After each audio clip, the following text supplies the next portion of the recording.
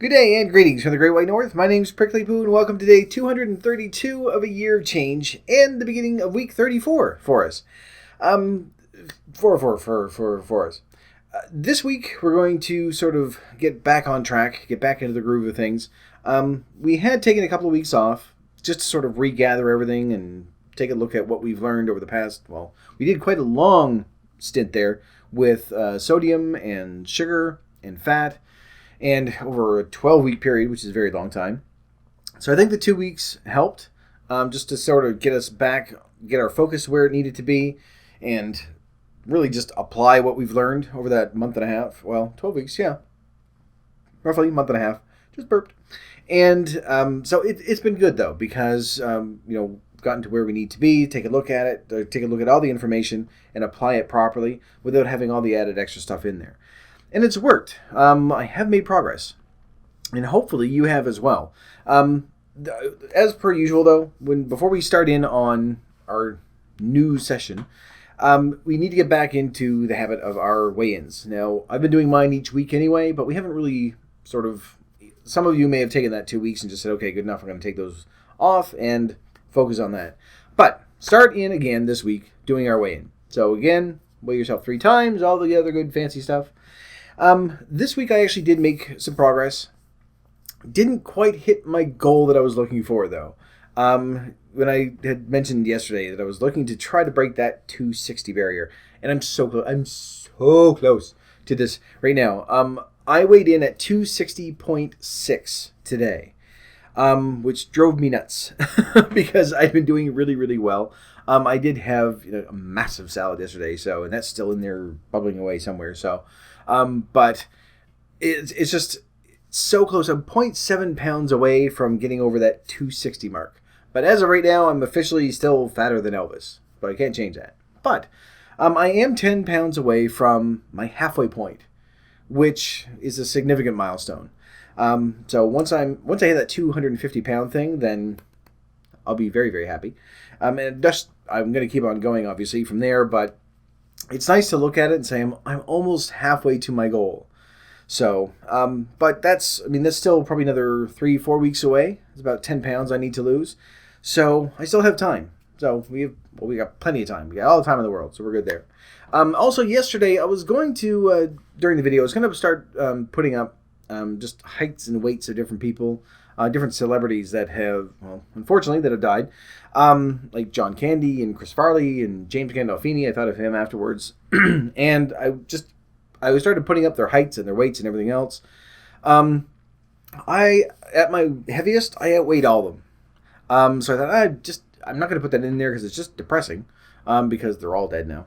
And but yeah, only Chris Farley is was roughly my height.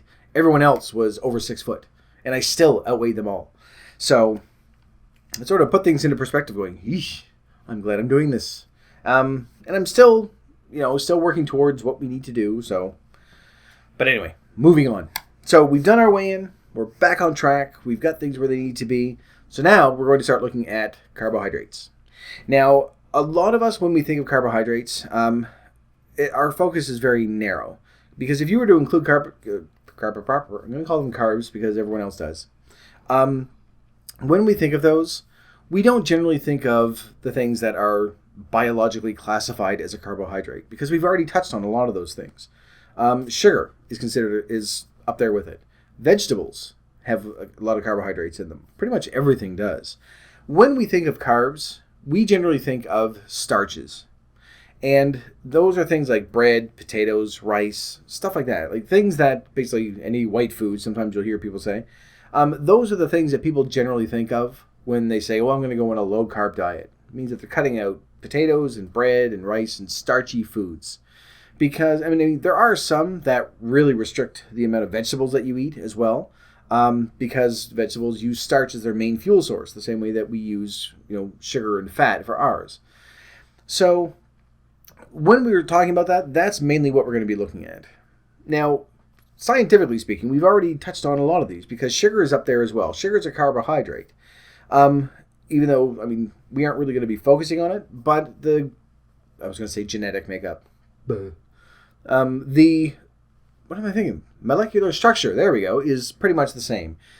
Sugar, if you remember, there's carbon, hydrogen, and oxygen atoms that are arranged in specific orders to give us glucose and sucrose and fructose and all lactose and all the other stuff. Carbohydrates are pretty much the same thing. It's still carbon, hydrogen, oxygen. And in fact, it's mainly just, there's always going to be twice as many hydrogen because it's a water molecule attached to carbon. Hence, carbohydrate. Look at that. You learned some sciencey shit today. That's why when you're dehydrated, you don't have enough water. So this is basically just a hydrate of carbon. That's all it is. So for those of you, that should explain everything. Anyway, so we'll get rid of that. So it's with carbohydrates, there are things like fiber is considered a carbohydrate, some fibers as well. But we're going to be touching on that in a few weeks' time. So we won't look at that right now. We're mainly focusing on the starches, which is really what people are talking about when they say that they're going on a low-carb diet. Because that's generally what they'll do. They'll cut out bread and rice. Potatoes are the main one that people usually think of. The problem with that is that although, I mean, any diet, we always say diets never work. Diets do work as long as you're restricting your food intake. And it doesn't matter what type of diet that you have. You could say, I'm on an all-butter diet. That's all I'm allowed to eat. But I'm only allowed to eat 1 teaspoon a day. Well, you're going to lose weight. So you could look at it and say, well, the butter diet obviously works. Don't do the butter diet. But it would work because you're restricting the amount of calories that you're taking in. Your body's going to start burning fat for fuel. That's how it's going to work.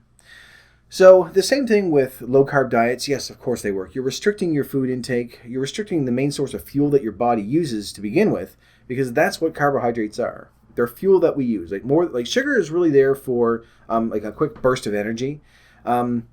Which is why people get all jittery when they have a whole lot of sugar. But carbohydrates, they're essentially just a sugar anyway, but it's more of a slow burn throughout the run of the day. So that's what they're there for. It's just for a slow release of energy so that you always have something to go on. So if you're restricting that, your body's going to need that energy from somewhere, so that's why it starts burning fat, because you don't have the glycogen that it needs to burn. So, and you're not putting a huge, dumping a big injection of sugar in there so that I can use that, or, loading up on carbs so that it'll slowly burn those off throughout the run of the day. So, of course, they are going to work. However, just like every other diet, it's not sustainable because we do need carbohydrates. Now, the good thing is that because we focus so much on fat, our carb levels are probably not too far off the mark right now. If you remember when we were doing the stuff on fat, we wanted to keep our goal around 30% of our calories for the day. We changed to healthier fats and things like that. So we have that taken care of. But when you take one aspect of those things, and when you're looking at MyFitnessPal, they have the little pie graph that you look at, what your levels are week to week. If you've been focusing just on the fat, you have seen that there are carbohydrates and there are proteins in there as well. So when you're working on the fat, those two are going to sort of fluctuate. Now the carbs themselves should take up about half of our calories throughout the run of the day. And you can get that from cereal, you can get it from bread, you can get it from vegetables. It doesn't matter where you're getting it from. The majority of what we eat is going to give us that fuel, those carbohydrates. So right now you're probably hovering somewhere between 45 and 75% for your carbs, because we haven't really been focusing a lot on protein. And unless you're really balancing out your meals, every single meal, so that your protein is where it needs to be, then your carbs are probably going to be a little bit higher. There are some days that they're going to be lower, but in general, our diet in North America is pretty much just, we have a high sugar, high fat diet, but getting rid of all that, the majority of the stuff that we eat, it's a high carb diet. And there's nothing inherently wrong with that, other than the fact that, it's not balanced the way that it should be. Because if we're eating too many of one thing, then we're depriving ourselves of another. And in this case, if you're staying at 30% for your fat, and your carbs are a little too high, then chances are you're not getting enough protein. So anyway, we'll get to protein later on. Don't worry, it's a couple of weeks away. The main thing that I wanted to look at for today was just some things that we can do to sort of give ourselves a little bit of a boost. And it's not something that you're going to really have to work towards because, again, we've gone for 7 or 8 months now where 230, 240 would be, 240 is going to be our 8 months, so almost 8 months. So we've been going through, and because we've been changing our diet, to something that's healthier overall, we aren't going to need to make any drastic changes for our carbs. The only thing that's going to really help is to take the carbs that we're already eating and do something better with them. For example, cereal. We started with that. When we first started looking at cereal, it was mainly to take a look and say, okay, well, I want to find a low-calorie cereal that still tastes good, which I was able to do. Then when we started looking at sugar, I said, okay, I want a low-calorie cereal that still tastes good, and if I could tweak, 1 or 2 grams of sugar out of it, even a tiny little bit, that's going to help, which we did. Same thing with carbohydrates. Not to look at it and say, I need something that's a low-carb cereal. That's not what I'm saying. What I mean is, if you're already have a cereal that is serving you well, and I know it's sort of an odd thing, that was my cat, I know it's sort of an odd thing to try to tweak it again, so you may not have to, but sort of lean towards more things that, if you have a low-calorie cereal that is low in sugar and everything else, try to find something that's going to, add some whole wheat aspect to it. Same thing with bread. I am talking, do you mind? Same thing with whole wheat bread, sorry. If you're stuck on white bread right now, and if you've tried whole wheat and it just is not for you, then white bread is still fine. For me, I find white bread has a very chalky taste to it. Same thing with white pasta. I find that now I don't know, and I don't know if it is the starch that's in it or if it's just in my head and I'm turning into one of those oh, it's so disgusting. But whenever I eat it, there's that pasty chalk taste to it that I really, really don't like. So if you can move from white bread and say, okay, I'm going to try the same brand, just go to whole wheat. Or if you're already doing whole wheat, if you have a bakery that's in your store, there's 2 stores I go to get my groceries, and both of them have a bakery in the store. So generally what I'll do is, it's much cheaper most times if they're on sale just to grab a regular loaf of bread. But because I don't eat as much bread as I used to, because again, we've been balancing everything out, so we aren't eating 5 and 6 sandwiches a day. I've started buying the store from the bakery because I'm not eating as much of it, so I don't need to worry about saying, well, I can save 50 cents if I buy 2 of them. Generally, the price is roughly the same. If you're going in and the bakery bread is, twice as much, don't bother. But if it's roughly the same price, then buy that. And try to go for something like whole grain or, whatever they have that seems to be the healthier choice. Because it's going to have, I don't want to say it's going to be healthier for you. It's just, in my head, I'm thinking that it may not be, it's like the processed meat thing as compared to whole meats. I don't know if that makes any sense. But moving towards a whole wheat thing that way. Pasta is another one. I haven't had pasta in a while. But anytime that I do, a long, long time ago, I switched over to whole wheat pasta. I tried that for the first time, and it's so much better. I really, really enjoy it. It's got much more of a flavor to it. So you can try doing that instead. But I don't want to get to a point where we're, 7 or 8 months in. Now we're going to start cutting out foods because it's stupid. What we've been doing has been working, and it's been working very, very well for us. We've stuck with it. It's our progress is very slow, but we're making progress. To be able to say now, okay, well now we can't have pasta and we can't have potatoes and we can't have bread and all this other stuff, it doesn't make any sense because our bodies are now used to it and we aren't overeating absolutely everything that's bad for us all the time. So it's fine to have some pasta once in a while. It's fine to have some bread once in a while. It's fine to have some salad once in a while. Everything that we're eating, we should be having once in a while. Except for fruits and vegetables. We can have those all the time. Those are pretty good. So that's another thing too. A lot of the low-carb diets, they restrict the amount of vegetables because the starch that's in a vegetable, that's what makes it crunchy. It's the main fuel source for vegetables. It helps with building cell walls for vegetables, all the good stuff. So when you look at a low-carb diet, they seem to cut out a tremendous amount of food. And with that come cravings. And if any of us have seen, I know someone who's been on, the low carb thing, and they've stuck with it. They have lost weight, but they're just nonstop cravings, I should say. They have nonstop cravings for bread and potatoes, and they just, I can't do it. And inevitably, of course, this is the second or third attempt that they've made, so they always sort of fall off the wagon and regain a lot of that weight back. Because once you've fallen off, as we all know, you just think, well, what's the point? I can't do this. And we gain it all back until we get to that desperation point again where we say, I hate what I see, and then start in again. So I don't want to get to that point, especially now.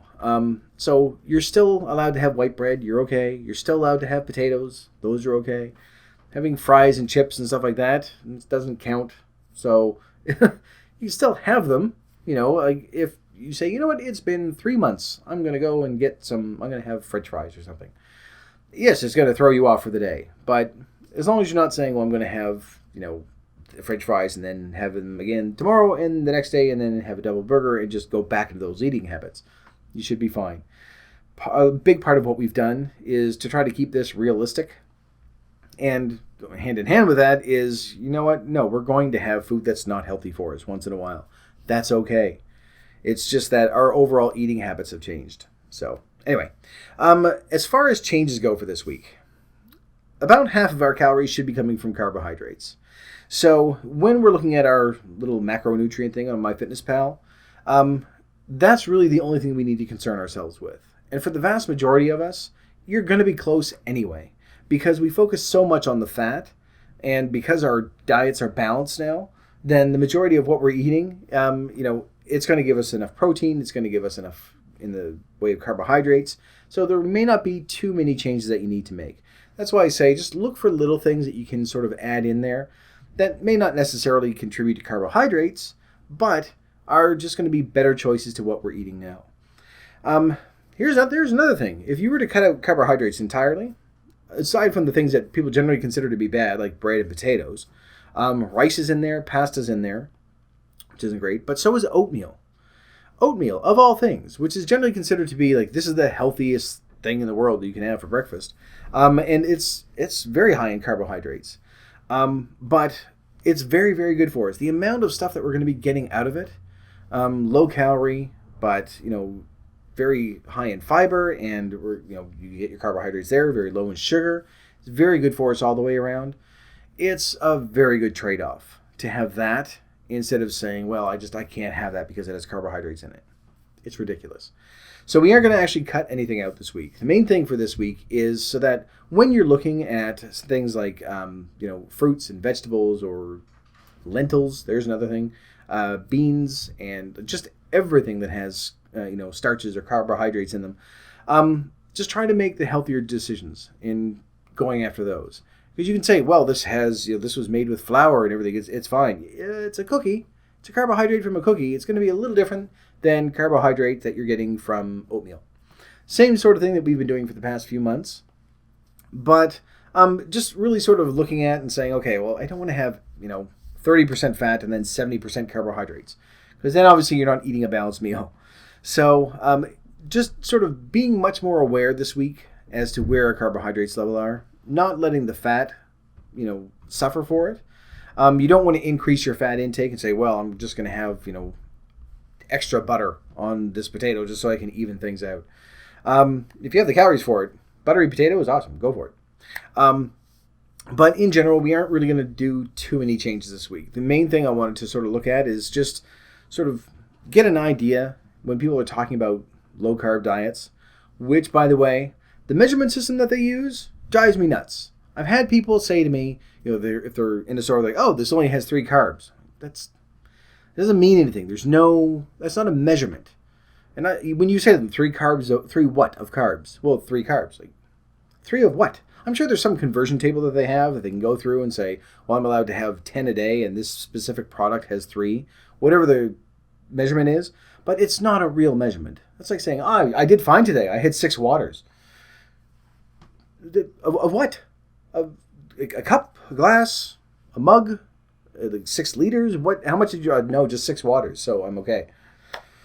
Anyway, a little rant there for you.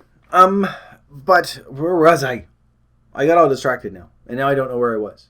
It doesn't take much, like 1 minute of grumbling about something, and then that's it. Anyway, all right. So getting back to where we were, when we're looking at when we're looking at the different types of carbohydrates that we are eating. Again, just to become much more aware of where they are. Not that they're bad. I mean, we need it. Our body needs it to run. It's different than getting a huge injection of sugar and getting all jittery and running around and having tons of energy in a short burst. The carbohydrates are there to give us a nice slow burn through the run of a day. And that's what we're looking for. Something that's going to stay with us. And especially when we're eating things that, like vegetables, even though they cut them out in a low carb diet, which is weird, they have a lot of fiber in them, they have a lot of water in them, so it keeps us fuller for longer and allows us to sort of keep that slow burn going. Much, much better than grabbing something and just saying, I'm going to have 6 rolls. Now, I mean, obviously we can't have 6 rolls all at once or an entire loaf of bread in a meal. I mean, that sort of goes without saying, but I'm going to say it. So it doesn't go without anyway. But you can still have dinner rolls, you can still have bread, you can still have potatoes, you can still have rice and pasta, you can still have all the stuff that we've been eating over the past few months. It's just, again, moderation. Same thing with everything else that we've been looking at. And as long as you're making progress and things are balanced, then we're good. So this week, keep your fat at 30%. Keep your, that hasn't changed at all. Sodium and sugar levels, those are going to be the same. Our diet isn't really going to change, but just keep an eye on those carbohydrates. And if you find that they're a little too high, that probably means that you need to add something in there that's going to give you, a little more protein, just to keep things sort of balanced. And I know this is weird because we're talking about protein in a couple of weeks' time, but they do sort of go hand in hand with what we're trying to do. But I think for a lot of us that we're pretty close to where we need to be right now. So the changes we're going to be making are going to be very minimal. And it's just going to be things like saying, okay, I'm going to go for whole wheat bread instead of white bread. Whole wheat pasta instead of regular pasta. Stuff like that. Sweet potatoes instead of white potatoes. They're still the same. They still have, don't have as much starch in them. But, little changes like that just to make the healthier choices. Pretty much what we've been doing for the past 7 months anyway. And I think that more than anything is going to help keep us balanced in where we need to be. So that's it for this week. So we'll just keep an eye on those. But for right now, I'm going to leave this video here. So thank you very much for watching. If you liked it, please poke the like button for me. And in the meantime, keep yourself warm and fuzzy, and I will see you in the next video. Bye-bye.